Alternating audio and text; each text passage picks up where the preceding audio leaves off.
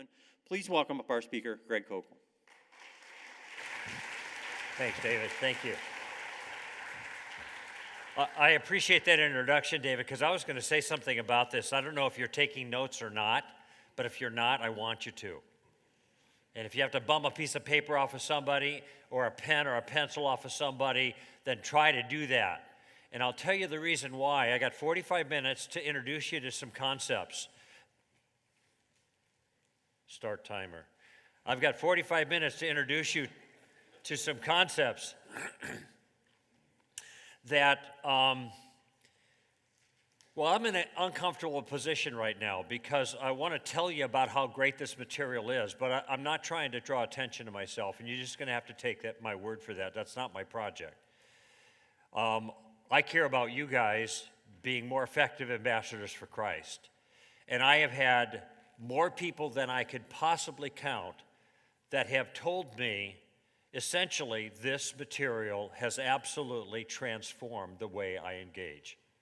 And you heard something similar from David just a moment ago, so I'm glad he kind of gave me some advanced PR on that.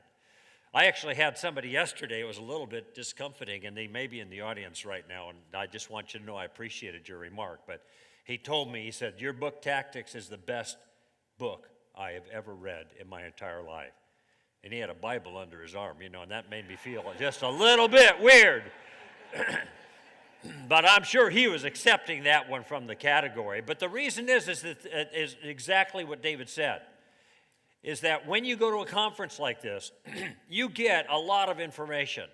And you go to websites and you get books and you get pumped up with really good stuff. And I'm just telling you, you could tell from Dr. Bach's presentation just a few moments ago, there is not a single challenge to Christianity that we haven't had really smart people deal with and give us answers for. We got the answers. And we can even get the answers into our head. But I know what happens at a conference like this before too long, and maybe some of you are starting to feel like that guy in the Far Side cartoon, you know, who's in the math class, and there's all the equations on the board, and he raises his hand and he said, "Professor, can I please be excused? My brain is full." You ever feel that way, okay? And so there's a sense in which these kind of conferences, good as they are, they overwhelm you. And it's a good reason why if you take notes and then review your notes the next week, because this will really help this stuff to stick. But there's something missing oftentimes. Not in this conference, as it turns out. You'll see why. Oftentimes, we're missing a bridge from the content to the conversation, from the scholarship to the relationship. And not this time, I'm saying it, because you're going to get that bridge in this session. That's what I want to provide. I want to provide the missing bridge that will allow you to take the things that you've learned and get them into play. But before I give you that game plan, I want to kind of reconstruct the playing field a little bit in your own mind. And I want to tell you something that happened to me. It didn't happen. It was a realization that kind of dawned on me maybe 15 years ago, and it has radically changed my approach to what I used to call evangelism. I don't think of it as evangelism anymore. Now, I became a Christian out of the Jesus movement in the 70s.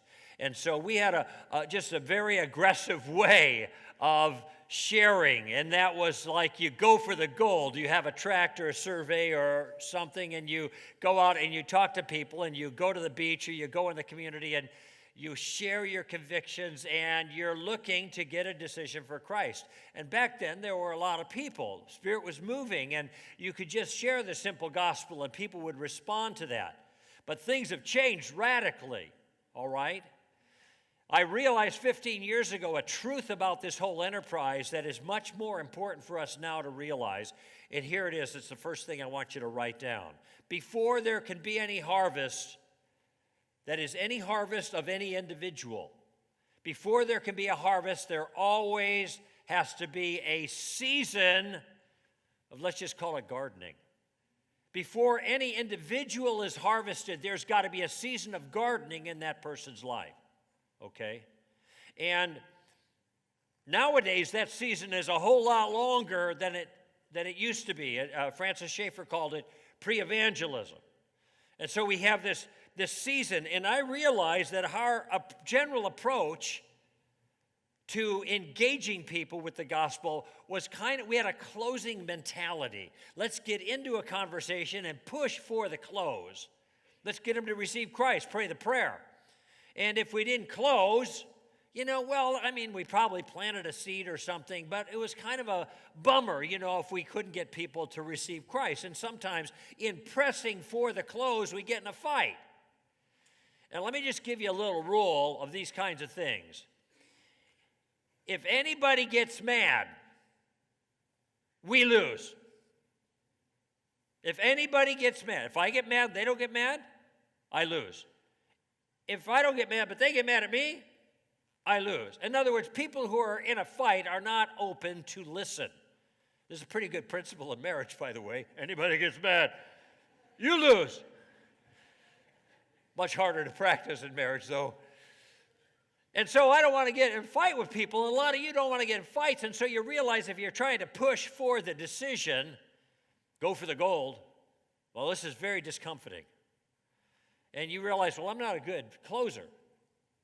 And so since you're not a good closer and you think of evangelism like signing on the dotted line, a lot of you are going to sit on the bench. And I understand that. You're going to encounter difficulties you're not familiar with, and you just not good at that kind of thing, and you don't want to get in a fight, so you just figure you let somebody else take care of that.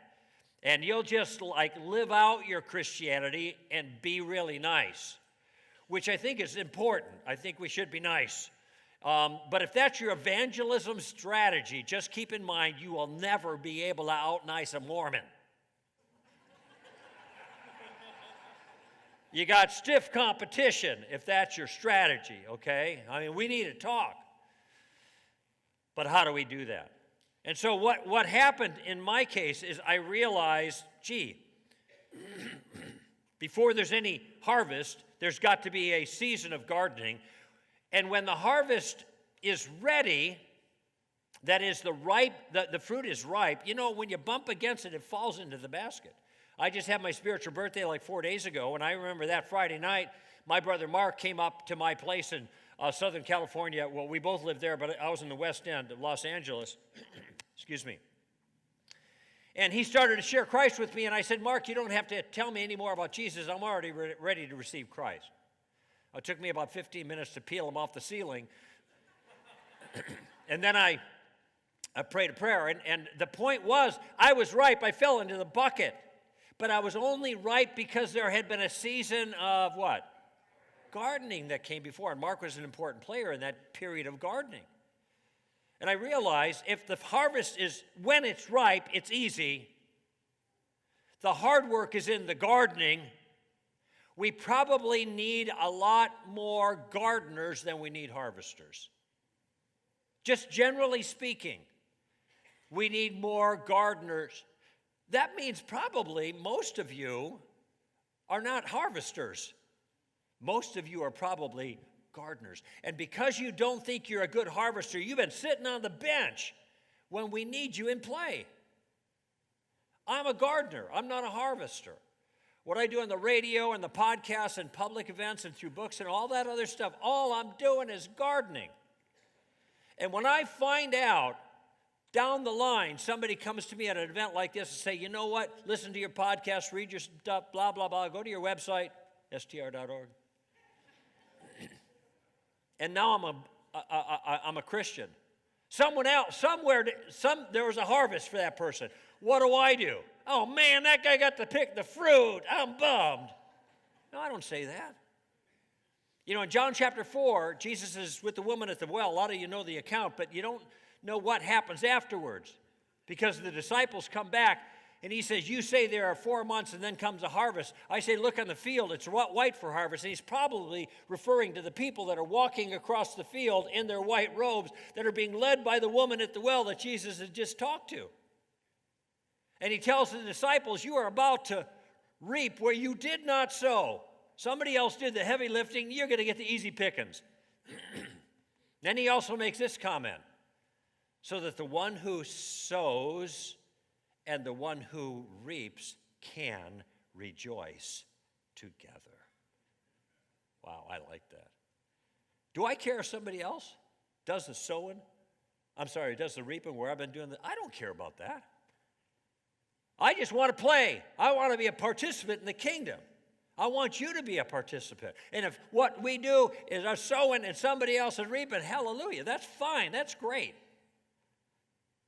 So you have 2 seasons, gardening and harvesting. You've got 2 kinds of workers, but you have 1 team. That's great. And so I want you to think of yourself as gardeners, not as reapers. Now, you'll get a chance to reap when the fruit's right on occasion. By God's grace, that'll happen. But most of your work is probably going to be gardening, especially in the culture the way it is right now. Okay, now since I have understood that this is my goal now, to garden, I have changed my perspective. I have changed the end game, so to speak, for me. Where back in the Jesus movement, the end game was to try to get a decision. The end game is different now. And I explain to audiences now what my end game is whenever I'm speaking to a non-Christian audience. And I do this with some frequency. And here's what I say. I start out every time the same way. I was at Texas A&M last year. Corpus Christi. They got a lot of crickets in Corpus Christi. They were everywhere. The plague, under God's judgment. I did mention that to them, too. That wasn't a very effective witnessing tool. But my approach is I say to them, I'm here tonight because my life has been deeply changed by an ancient teacher. His name is Jesus of Nazareth. And when I was a student at university at UCLA, 40 years ago or so, I began to think more carefully about the claims that Jesus made about himself and about the way he saw the world and the claim he made on my own life. And as I thought about it and asked a lot of questions and pushed back really hard, but still asked more questions, I finally came to the conclusion that Jesus got it right, that he saw the world the way it really was, and that the smartest thing that I could do as a thoughtful person is to fall in behind Jesus and follow him. And I've been following him for over 4 decades now, and I just got to tell you, to be honest, it's not been easy. It's been hard, but it's been a reality. But I want you to know, I tell the audience, now this is all what I'm saying to the audience. I want you to know that I'm not here tonight to convert you. You can hear a collective sigh of relief, I have a more modest goal. Remember, I'm thinking gardening. I say, here's my goal. I just want to put a stone in your shoe. I just want to annoy you in a good way. And then they laugh because they expect the Christian to annoy them. So I say, okay, I'm your guy. But you'll thank me when you're done. I want you walking out of here kind of hobbling away based on something I said. I don't know what it's going to be that gets you thinking about Jesus, because I think Jesus is worth thinking about. And then I go into my lecture, whatever it happens to be. Maybe the problem of evil like I did last night. Maybe the issue of relativism. I don't know. But that's my goal. And so whenever I'm in a circumstance where I hope I can have some kind of impact for the cause of Christ, my goal isn't to swing for the fences. I'm not looking for grand slams or home runs. I'm not even trying to get on base. I'm just trying to get in the batter's box. I just want to do a little gardening. But I've got something that many of you don't have, and that is I've got a game plan. And I want to share that with you this morning, at least a part of it. And I'm going to make a promise to you. I've got about a little more than a half hour to fulfill this promise, but I'm going to do it. And here's my promise. I am going to give you a game plan that will allow you to converse with confidence in any situation. No matter how little you know, or how knowledgeable or aggressive or even obnoxious the other person happens to be. It's a game plan that follows the directive of Paul in Colossians 4. So write this verse down, Colossians 4, verses 5 and 6. Here's what he says. Conduct yourself with wisdom towards outsiders, making the most of the opportunity. In other words, be smart. Let your speech always be with grace, seasoned as it were with salt. Be smart, be nice. What a concept. So that you know how to respond to each person. Be smart, be nice, be tactical. Be able to assess, adjust, adapt to the individual that you happen to be talking to, okay? This game plan allows you to do that. Now, let me give you an example of how this works out. I grew up in Chicago. My grandpa bought a place in northern Wisconsin to retire in the 60s. We call it the cabin, but if I say cabin, you envision something that is not our place. It's more like a shack, I guess, but it's plenty nice for us. My brother's here with me. He's my fishing partner. We go up, I live in Los Angeles, but we went up as boys, but now I still fly out from LA to fish, and he does from Florida. Usually we meet together, and I take my girls and my family up there during the summer after we've had our intense fishing time in the spring. And this one year, about 12 years ago, I caught the largest smallmouth bass of my life at the time. And it was 4 pounds, 2 ounces. Now, that's a big smallie for that neck of the woods. I got to say, just saying, that I've got 8 fish over 5 since then, but, increased my bragging rights. But I wanted to get a picture of that and have it digitized. This is before my digital days, so I could show up on the screen at the local church that I was going to be teaching at right there in that community the next weekend, because these people, they care about that kind of stuff, Oh, you're a preacher, right? Yeah, but I want to know about how big a fish you caught before I'm going to listen to you. So there you go. So I had the picture up on the screen. But I had to take it in and get it digitized, and so I went to what they call a photo booth. Like overnight reproduction. This is kind of an old thing, like some of you don't know what I'm talking about. And there was a lady there that was processing the film. She had a big pentagram hanging from her neck. It's a 5-pointed star. It's like often an occult symbol.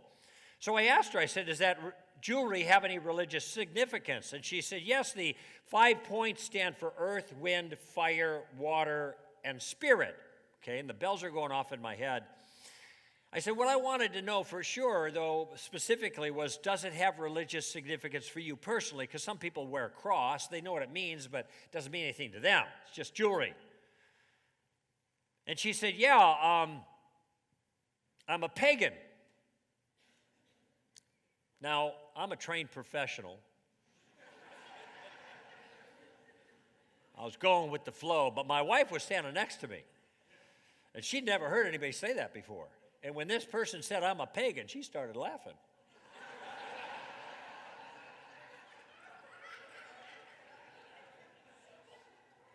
So, but she caught herself. I mean, she's a real sweet woman. She caught herself, and she said, gee, I'm really sorry. I didn't mean to offend you, but I never heard anybody admit it before, She'd only heard the word pagan when her girlfriends would call her kids and, get in here, you bunch of pagans, that kind of thing. So the lady wasn't offended. She said, that's okay, no problem. It's an earth religion, and began to explain some about it. And I suddenly realized I'm talking to a witch. And so I asked her, are you Wiccan? And she said, yes, I am. And she said, we respect all life. This is a basic tenet of Wicca. And so I said, well, if you respect all life, that would make you pro-life, right? With regards to the abortion issue. She said, no, I'm actually pro-choice. I said, isn't it unusual for a witch to be pro-choice? My understanding is that most witches are pro-life because they respect life. And she said, yeah, it's a little bit odd. And then she said this, listen to her words. Remember I said you got to know how to respond to each person, you got to listen. She said, I know I could never do that, referring to abortion. I could never kill a baby. Her language. Now, we train on the abortion issue at Stand to Reason. We have some material for that, Making Abortion Unthinkable, The Art of Pro-Life Persuasion. And we work people through a very particular way of making the case for the unborn. And we make the case that abortion takes the life of an innocent human being without proper justification. So baby killing if you like, but we don't use that language. We don't want to, in a sense, corrupt the argument with rhetoric that might take things off the track. Baby killer, this isn't persuasive. So we don't, but I'm not the one who's using the baby killing language now. It is the person who believes in abortion that is acknowledging that abortion kills babies. And I hear this. Do you think in the conversation from now on, I'm going to be using the phrase abortion? No, I'm going to use the phrase that she just legitimized baby killing in the conversation. This is the value of listening. People will give you things. She said, I know I could never do that. I could never kill a baby, and then gave the reason why. She said, I would not want something bad to come back on me. Kind of like a karma thing. What goes around comes around, right? I don't know about you, but I think that's an odd reason not to kill babies. I'm not going to kill any baby. You never know what's going to happen to you when you start doing that. I said, well, maybe we should just not kill babies, regardless. But I didn't pursue that. I just said to her, well, maybe you wouldn't kill babies, but maybe we should stop other people from killing babies. And she said, well, I think people should have a choice. Now, what's the choice she's referring to? The choice to kill babies by your own admission. And so I said, you mean people should have the choice to kill babies? And she said, well, I think all things should be taken into consideration. And I said, okay, what would be a legitimate consideration to make it okay to kill a baby? And she immediately said incest. Now, I want you to see what's going on here. She is trotting out all of the pro-choice slogans, but she has already acknowledged that what we're talking about is baby killing, and it's in the language as we're conversing. And so all of her slogans in favor of choice are explicitly slogans in favor of baby killing, and this is starting to sound a little bit weird. But I'll tell you something, she is not aware of it because she's not listening. She is just using the slogans, that's all. And the same things, this happens with people you talk to all the time. They're socialized to say certain things. They're not thinking about it, but Christians do the same thing all the time. We just trot out our little slogans, but we haven't thought them through, okay? So I said, let me see if I understand your view.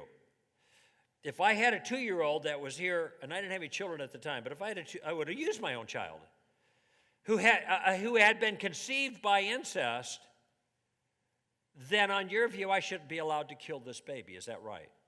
Now, is that a legitimate application of her point of view as she gave it to me? What do you think? Absolutely. It is legitimate. In fact, if it wasn't, I'm giving her an opportunity to correct me because I'm asking her. And she said, and then she stops. Now she stops in her tracks and she's got to think about it. And finally she said, I'd have mixed feelings about that. And I'm thinking, oh, I hope so. At least mixed. Now, it was a concession to me. It's like, you got a point there. I got to, Now, the line is building behind me. And I'm realized that I'm interfering with her work product. And think about this. If I had been of a different point of view about evangelism, I got to get to the gospel. I would have had to say, hey, folks, sorry I haven't got to the gospel yet. Sit down. Maybe you learned something. But this wasn't my point of view. I wasn't under the pressure of always having to get the gospel out. I was taking the people individually. I saw an opportunity. I did what I could with the opportunity. Now my opportunity is over with. I can walk on, and I'm not going to feel guilty about it. I was being an ambassador, not an evangelist. An ambassador for Christ. Trying to diplomatically use the circumstance that God had given me. I was doing a little gardening, putting a stone in that person's shoe, hopefully by the grace of God, and then we left. My wife and I prayed for this lady, and I never saw her again, but I entrusted her to the Lord, knowing that God's in control, and He can bring other gardeners in, and then maybe a harvester when the time is right and the fruit is ripe. And this is the value of using a tactical approach. I want you to think about this conversation. In this conversation, I asked 9 different questions. I asked questions to initiate the conversation. I asked her about her jewelry. I asked questions to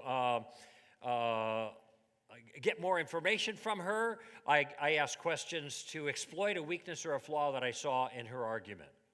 And in my notes used to say, and she was doing most of the work. And I thought, well, that means I was doing some of the work, and I wasn't doing any work. It was easy. She was doing all of the work. So I changed it to all of the work, and then I realized, wait a minute, she wasn't doing any work either.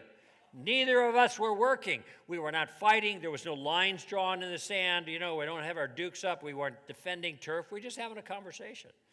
And this is the way I want it to be. And when you're not fighting, you don't have lines drawn, then there's more openness to think about what I have to say. I don't think I'm going to persuade this person in the 5 or 10 minutes that I have, this little window of opportunity. I'm just going to put a stone in her shoe. I'm just going to do a little gardening and let God take care of the rest. Now, it stands to reason we have lots of different tactics. In fact, I've written a book about it. It's called Tactics. I wrote a book on relativism, too. What do you think I called that? Relativism. It's a game plan for discussing your Christian convictions. All the details are in here. We've got tactics like suicide, taking the roof off, just the facts, ma'am, Rhodes Scholar, steamroller. These are all maneuvers and conversations that you can learn to use and make you more effective as an ambassador. But there's one tactic that is I call it the queen mother of all tactics because I use it more than anything else. It is easily combined with other tactics and is the core of the game plan. Remember I told you I'm going to give you a game plan? This tactic is the core of the game plan. And the tactic has the name. It's the easiest tactic, by the way, to stop a challenger in their tracks, to turn the tables, and to get them thinking and put you in the driver's seat. And that's where you want to be. The point of the tactical approach is for you to be in the driver's seat of the conversation. Doesn't mean you're doing all the talking. It doesn't mean you're manipulating. It means you're managing. The other person is doing most of the talking on my game plan, okay? And this tactic that allows you to do that has a name, and the name of the tactic is Columbo, right? After the infamous Lieutenant Columbo. Now, how many have never heard of Lieutenant Columbo? Okay, not too many, okay? But if there's a lot of young people, they don't know, but it doesn't matter. I've gone to, no matter what country I've gone in, whether it's Egypt or Italy or France or England or Romania, I'm just thinking of a few where I've taught this, there's always people there who know about Lieutenant Columbo, who's the detective. I used to say from 30 years ago, but then somebody said, Koukl, you're losing your mind. 40 years ago on TV, you know, he came to the crime scene, wore a trench coat like this, all rumpled, looked like he slept in it. I got mine from the Salvation Army. Now, my wife does a lot of shopping at Salvation Army. She says, you know, whenever you buy something from Salvation Army, you always got to check the pockets because you never know wait a minute, what's this? Oh, my gosh, look at that. How'd that get there? Lieutenant Columbo had a cigar. Now, by the way, this is just a plastic cigar. You know, no worries. This is not the real thing. I actually hate cigars. Whenever I find a cigar, I always destroy it by fire. Me and Dan have destroyed a few of those things together. I destroy them completely. I don't want anybody to stumble. Now, he's also got a pad of paper. He can't use his pad of paper. Why not? He doesn't have a pen or pencil. He's got to bum a pencil off. He's not prepared. And he's walking around the crime scene, you know, rubbing his brow and muttering to himself. And this guy doesn't look like he can think his way out of a wet paper bag. He's stupid. But he's stupid like a fox because he's got a plan. And at some point, he's going to pause, and he'll look at somebody, and he'll say something like this. I don't know. There's something about this thing that bothers me.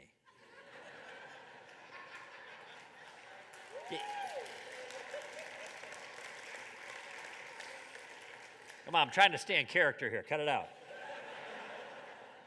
Do you mind if I ask you a question? You know, he does that, right? They answer the question. You're very intelligent. One more thing.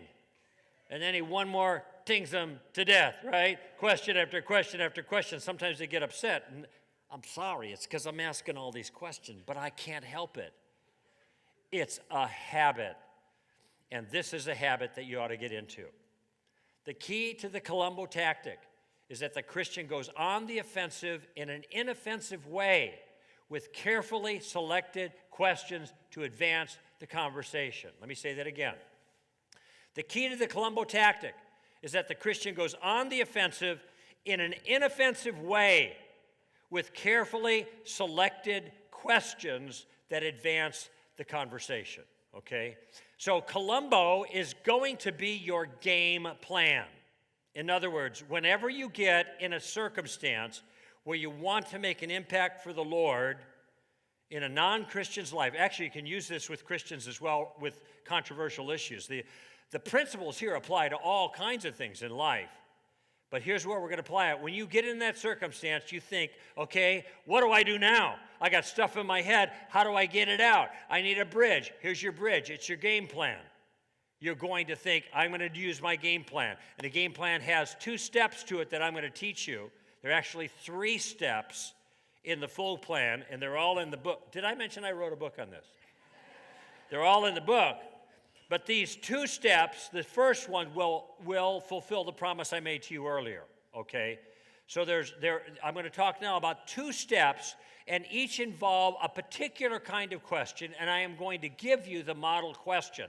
It's one that you can use different variations of, but this will allow you to get in play in conversations in a very comfortable fashion. Now, why do we ask questions, by the way? Why do we use that as a general thing? Well, for one, when you ask questions, it's polite.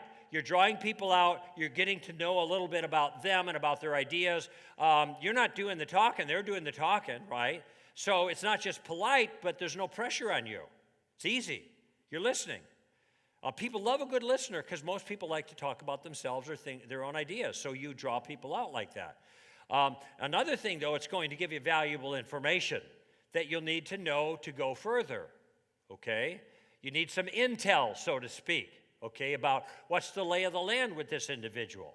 But the most important thing about questions is it allows you to stay in the driver's seat of the conversation.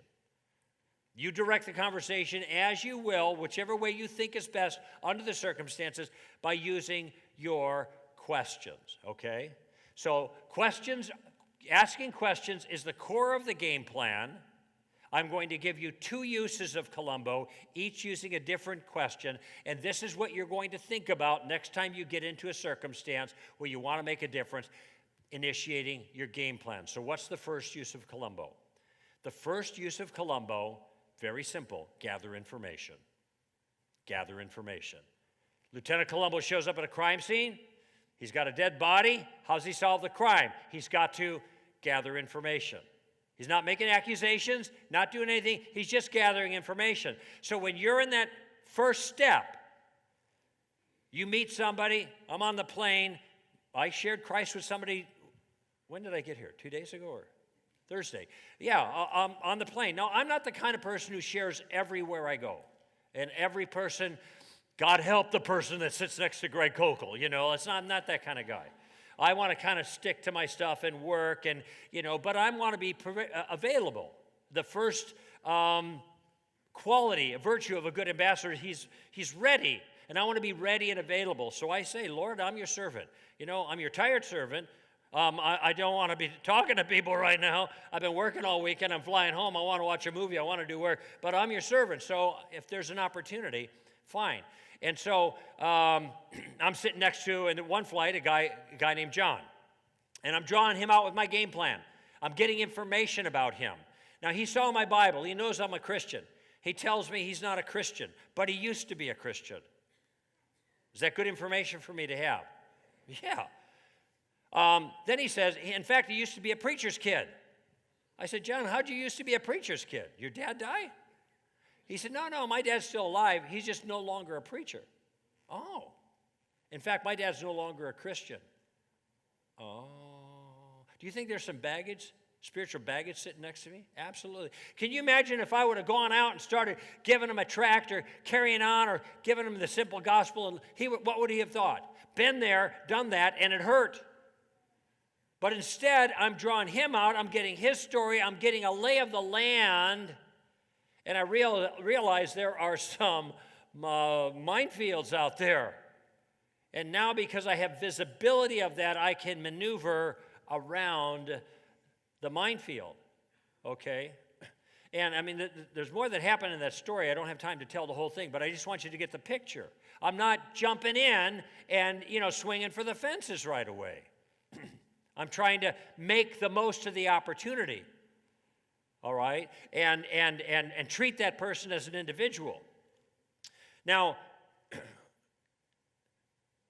the value, the way that you get information from people is start asking them questions. And I want to give you a model question that will help you, okay?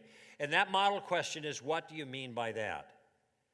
What do you mean by that? The witch in Wisconsin, that was my opening question. I saw the jewelry. I said, what do you mean by that, essentially? Does that jewelry have religious significance? There are all kinds of things you see about a person that they're being very public with, whether it's a display of jewelry or a tattoo or a T-shirt, or you could just ask them, what do you mean by that? In so many words. This is and let's listen. Now, it may be that when you listen, they tell you stuff and you go nowhere. That's okay. You've kind of probed a little bit. You're looking for an opportunity. Sometimes you just let conversations die a natural death. They don't go anywhere. When I was talking with the young lady on the plane 2 days ago, I did get a chance to get the gospel out, but it was very clear that it was going nowhere. And I just left it there, and I said, thanks for listening, went back to my work. Sometimes that's the way. Sometimes you don't even get the gospel out. I don't want to bruise the fruit. If people don't want to listen to me, I'm not going to harass them. Fine. But I'm going to probe a little bit, and I can use some questions and draw them out and just be friendly. And then maybe get to a point where I can get into something that's spiritual. In fact, my lead question when she asked me what I wrote about, and I told her, I said, what are your own convictions about this thing? It's a very simple question. What do you mean by that? What are your own convictions about these things I'm writing about? And then she talked a little bit. Now I had something to work with, had an idea where she was coming from. Think about it. When sometimes people will raise an objection against Christianity, and the objection will be something like, in one case, a student came to me and said, I had somebody at school, and they said, everything's relative. So how do I answer that argument? I said, well, first of all, it's not an argument, it's just a point of view. At that point, it was just a point of view. I said, also, I would never take on that challenge by myself without getting more clarification. I'd want to ask a question when he says everything's relative.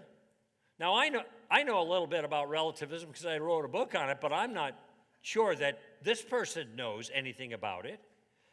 And so I want to make them to do a little bit of work. And so I'm going to ask him a question. What question do you think I'm going to ask him? What do you mean by that? Or maybe more specifically, what do you mean by relative? Now, he might be able to explain, he might not, but after he's done, I got another question. What do you mean by everything? Says everything's relative, right? Well, you think, well, wait a minute, everything means everything. What's so hard about that? Well, if everything means everything, isn't the statement everything's relative part of everything? And therefore, that would make his own statement what? Relative. You starting to see a little problem there? You might not have seen this before, but yeah, that's a difficulty. Now, the suicide tactic is trying to creep in there a little bit. That's more advanced stuff. But I'm not going to take the responsibility to refute their view unless I first made them make their view clear. People say there is no God. Now I can go on with the Columbo cosmological argument. So could you, if you knew it and understood it and remembered it.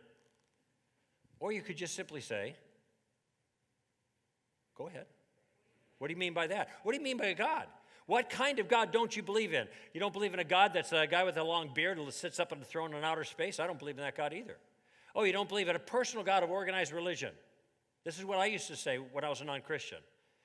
Because this didn't make any sense to me now as I look back. Like, what's wrong with it? It's organized. Well, was disorganized religion better? I don't know. Maybe you're a naturalist and don't believe in anything outside of the physical realm. I don't know until I ask. And once I ask, then I get information. Okay? And I'm going to tell you a secret about this question. There's a lot more examples that I could give you. I just don't have time. I just want you to get a glimpse of how powerful this question can be.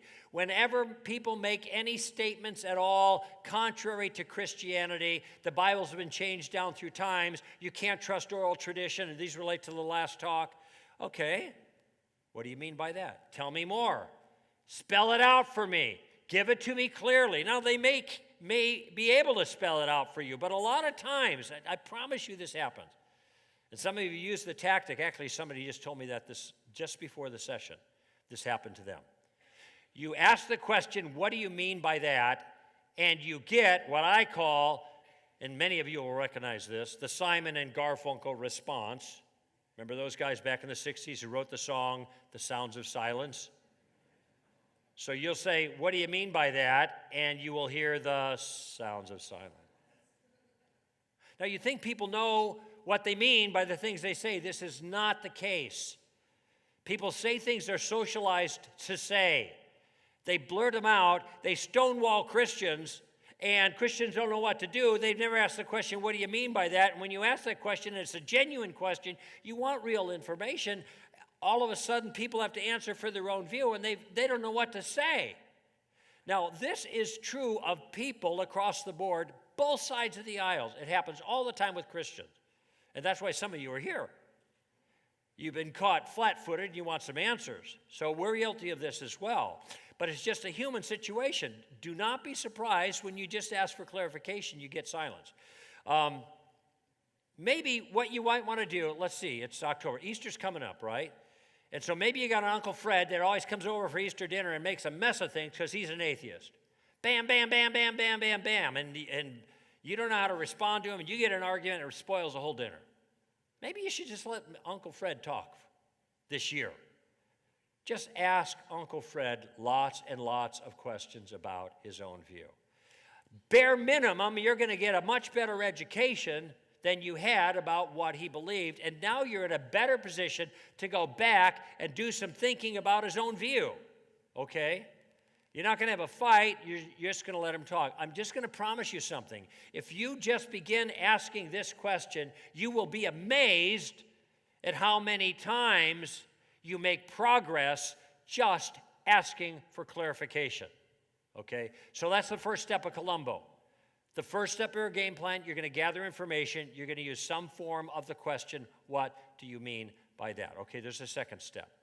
Once you get their point of view, and so let's say you're into a theological thing or a Christian thing or a religious discussion of some sort, and they advance their point of view, whether it's in favor of their view or whether it's a challenge against Christianity. You want to reverse the burden of proof, and that's the purpose of the second use of Columbo. The first one is to gather information. The second is to reverse the burden of proof. Now, what do I mean by that? Burden of proof is the responsibility somebody has to give evidence. It's the responsibility someone has to give reasons. Who bears the responsibility? Write this one down. Whoever makes the claim bears the burden. Whoever makes the claim bears the burden. And this is especially if your claim is controversial. If you say something is so, well, then it's up to you to give some reasons why you think it's so.